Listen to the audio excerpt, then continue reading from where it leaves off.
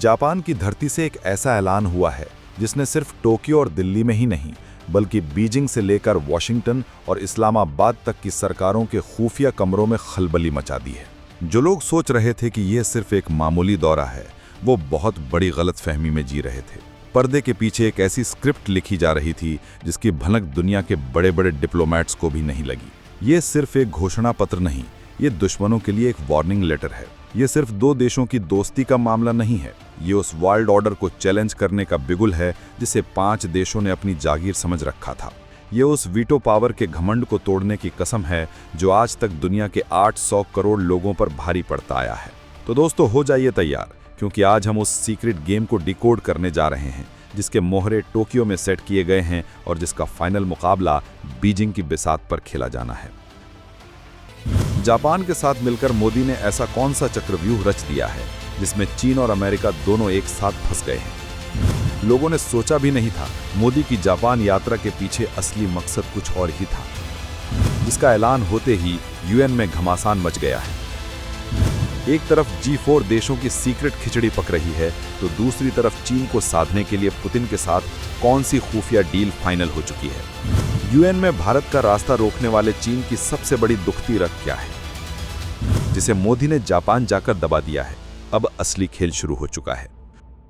दोस्तों, क्या आपको पता है कि अमेरिका जो खुद को भारत का दोस्त बताता है, वो पीठ पीछे भारत की यूएनएससी मेंबरशिप को रोकने के लिए सबसे बड़ा खेल खेल रहा है। आप अपनी बात मुझे कमेंट करके जरूर बताते रहें, क्योंकि ये मेरे लिए बहुत जरूरी है। दोस्तों, जियोपॉलिटिक्स में इस वक्त आप देख रहे हैं कि जब से ट्रंप ने टैरिफ वाला बम फोड़ा है, तब से मोदी सरकार ने अंदर खाने ऐसा तूफान मचाया है कि अब अमेरिका की समझ से बाहर हो चुका है कि वो क्या करे। क्योंकि दोस्तों, प्रधानमंत्री नरेंद्र मोदी जापान की धरती पर कदम रखते हैं, दुनिया को लगता है ये एक नॉर्मल बायलैटरल मीटिंग है। ट्रेड पर बात होगी, टेक्नोलॉजी पर बात होगी, बुलेट ट्रेन पर बात होगी। लेकिन इस बार अंदर खाने एजेंडा कुछ और ही था। इस बार बात सिर्फ 2 देशों के भविष्य की नहीं बल्कि दुनिया के भविष्य की होनी थी। बंद दरवाजों के पीछे जो बातचीत हुई उसने ग्लोबल पॉलिटिक्स का सारा समीकरण ही बदल कर रख दिया। जब मीटिंग खत्म हुई और दोनों देशों ने एक जॉइंट डिक्लेरेशन यानी संयुक्त घोषणा पत्र जारी किया तो दुनिया के होश उड़ गए। उस घोषणा पत्र में साफ साफ मोटे मोटे अक्षरों में एक ऐसी बात लिखी थी जो चीन और अमेरिका जैसे देशों को सीधी चुभनी थी। लिखा था कि अब बहुत हुआ, संयुक्त राष्ट्र सुरक्षा परिषद यानी यूएनएससी में तत्काल सुधार की जरूरत है। ये कोई मामूली मांग नहीं थी दोस्तों, ये उस किले की दीवार पर सीधी चोट थी जिसे P5 यानी अमेरिका, चीन, रूस, फ्रांस और ब्रिटेन ने अपनी अय्याशी का अड्डा बना रखा है। इन 5 देशों के पास वीटो पावर है, यानी दुनिया के 190 से ज्यादा देश एक तरफ हो जाएं और इनमें से कोई एक देश ना कह दे तो वो फैसला रद्द हो जाता है। सोचिए कितना बड़ा मजाक है ये। आज दुनिया बदल चुकी है। भारत 140 करोड़ लोगों की ताकत है, दुनिया की सबसे तेज इकोनॉमी है, लेकिन फैसले लेने वाली टेबल पर उसकी कोई परमानेंट कुर्सी नहीं है। क्यों? क्योंकि चीन नाम का एक स्पीड ब्रेकर रास्ते में खड़ा है। लेकिन अब खेल बदल गया है। भारत और जापान ने मिलकर ऐलान कर दिया है कि यूएनएससी में अब परमानेंट और नॉन परमानेंट दोनों तरह की सीटों को बढ़ाना ही होगा। ये आज की दुनिया की हकीकत है। और सिर्फ इतना ही नहीं, दोनों देशों ने एक दूसरे की परमानेंट सीट के लिए अपनी दावेदारी का खुलकर समर्थन किया। यानी जापान ने कहा भारत को परमानेंट सीट मिलनी ही चाहिए और भारत ने कहा जापान इसका पूरा हकदार है। ये एक ऐसी जुगलबंदी है जो बीजिंग के कानों में पिघले हुए शीशे की तरह उतर रही है। सोचिए ये टाइमिंग कितनी जबरदस्त है। ये ऐलान ठीक तब हुआ है जब प्रधानमंत्री मोदी जापान के बाद सीधे चीन के दौरे पर हैं। ये चीन को सीधा मैसेज है, तुम टेबल पर आओगे या हम टेबल ही पलट दें। ये डिप्लोमेसी की दुनिया का वो मास्टर स्ट्रोक है जिसे समझने में दुश्मनों को सालों लग जाएंगे। ये एक चेतावनी है कि अब भारत इंतजार नहीं करेगा, अब भारत एक्शन लेगा। अब आप सोच रहे होंगे कि इस ऐलान से क्या हो जाएगा, चीन तो फिर वीटो लगा देगा। यहीं पर तो असली सस्पेंस है। खेल इतना सीधा नहीं है जितना दिख रहा है। पर्दे के पीछे G4 देशों यानी भारत, जापान, जर्मनी और ब्राजील का एक ऐसा सीक्रेट अलायंस काम कर रहा है जो P5 के किले में सेंध लगाने की पूरी तैयारी कर चुका है। ये चारों देश दुनिया की बड़ी आर्थिक और सैन्य शक्तियां हैं और ये सब मिलकर परमानेंट सीट की दावेदारी कर रहे हैं। इनकी रणनीति बड़ी सिंपल है, एक साथ आएंगे, एक साथ मांगेंगे और एक साथ लेकर रहेंगे। ये चारों देश मिलकर यूएन के बाकी मेंबर देशों पर ऐसा प्रेशर बना रहे हैं कि चीन और अमेरिका के लिए भी इसे इग्नोर करना नामुमकिन हो जाएगा।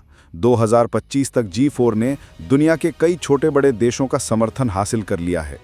ये एक ऐसी सुनामी है जो यूएन के हेडक्वार्टर की नींव हिलाने वाली है। लेकिन कहानी में एक और बड़ा ट्विस्ट है, और वो ट्विस्ट है अमेरिका। अमेरिका जो दुनिया के सामने भारत की परमानेंट सीट का समर्थन करने का नाटक करता है, असल में वो कभी नहीं चाहता कि भारत को वीटो पावर मिले। क्यों? क्योंकि अगर भारत को वीटो पावर मिल गई तो वो अमेरिका के हर उस गलत फैसले पर रोक लगा सकता है जो उसे सही नहीं लगता। अमेरिका चाहता है कि भारत उसका एक मजबूत पार्टनर तो बने, लेकिन इतना मजबूत नहीं कि उसके बराबर आकर खड़ा हो जाए। ये है अमेरिका का डबल गेम। वो एक तरफ चीन को बैलेंस करने के लिए भारत को मजबूत भी करना चाहता है, लेकिन दूसरी तरफ वो यूएनएससी के एक्सक्लूसिव क्लब में किसी नए मेंबर की एंट्री भी नहीं चाहता। ये वही बात हो गई, हम तुम्हें पार्टी में बुलाएंगे, डांस भी करने देंगे, लेकिन मेन टेबल पर बैठने की इजाजत नहीं देंगे। लेकिन मोदी की रणनीति ने अमेरिका को भी फंसा दिया है। भारत और जापान का ये जॉइंट स्टेटमेंट अमेरिका के लिए एक धर्म संकट बन गया है। अगर वो इसका विरोध करता है तो वो दुनिया के सामने एक्सपोज हो जाएगा, और अगर वो इसका समर्थन करता है तो उसे चीन से सीधा पंगा लेना पड़ेगा और अपने वीटो नब में एक नए मेंबर को जगह देनी होगी, यानी आगे कुआं और पीछे खाई। इसे कहते हैं असली चेक एंड मेट। अब आते हैं उस खिलाड़ी पर जो इस पूरे खेल को और भी रोमांचक बना रहा है, रूस और उसके प्रेसिडेंट व्लादिमीर पुतिन। भारत ने बड़ी खामोशी से रूस के साथ अपने पुराने रिश्तों का इस्तेमाल किया है। दुनिया जानती है कि आज की तारीख में रूस और चीन की दोस्ती बहुत गहरी है, लेकिन यह भी एक हकीकत है कि रूस कभी नहीं चाहेगा कि एशिया में चीन अकेला सुपर पावर बनकर उभरे। रूस को भी एक बैलेंस ऑफ पावर चाहिए। सूत्रों की माने तो बैक चैनल डिप्लोमेसी के जरिए भारत ने रूस को यह समझा दिया है कि एक मजबूत भारत खुद रूस के हक में है। अगर यूएनएससी में भारत होता है तो रूस को एक और भरोसेमंद दोस्त की आवाज मिलेगी जो पश्चिमी देशों के प्रेशर को काउंटर कर सके। मोदी ने पुतिन को इस गेम में एक ऐसे पॉइंट पर लाकर खड़ा कर दिया है जहां वो चीन पर प्रेशर बनाने के लिए मजबूर हो जाएंगे।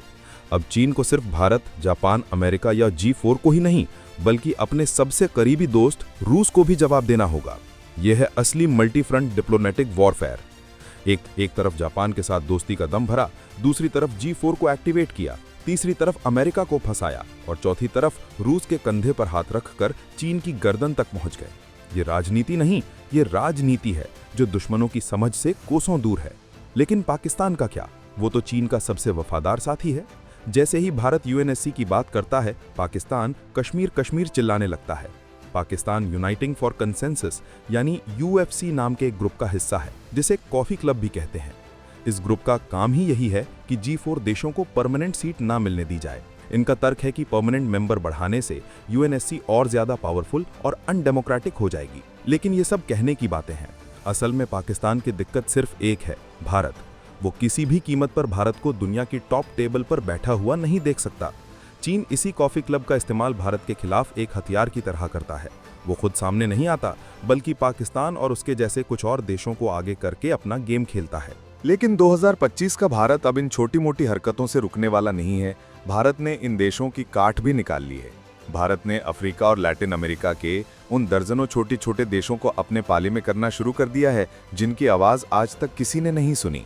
भारत उनकी आवाज बन रहा है। भारत कह रहा है कि यूएनएससी में सिर्फ बड़े देशों का ही नहीं, बल्कि हर कॉन्टिनेंट का रिप्रेजेंटेशन होना चाहिए।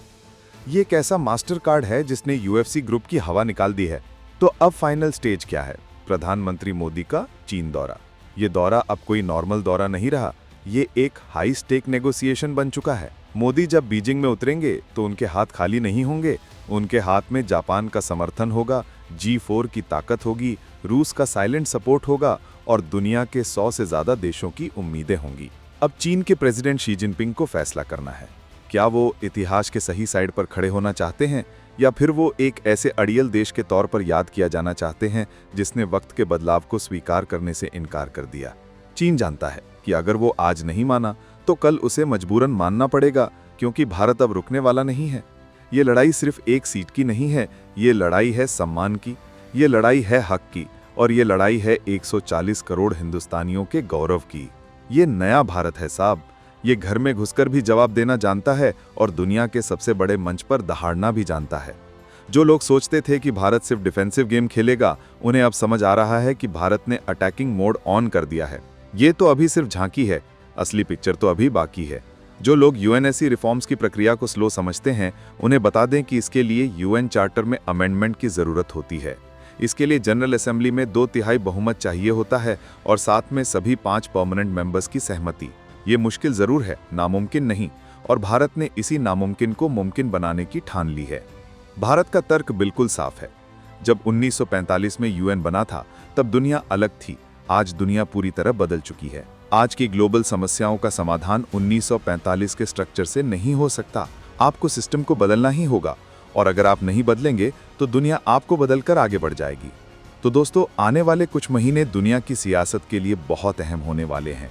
प्रधानमंत्री मोदी की चीन यात्रा पर पूरी दुनिया की नजरें टिकी होंगी। क्या चीन भारत के इस प्रेशर के आगे झुकेगा?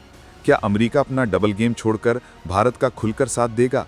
और क्या भारत को दुनिया की सबसे ताकतवर टेबल पर अपनी परमानेंट कुर्सी मिलेगी? इन पर आप क्या सोचते हैं? कमेंट करके जरूर बताएं। जय हिंद।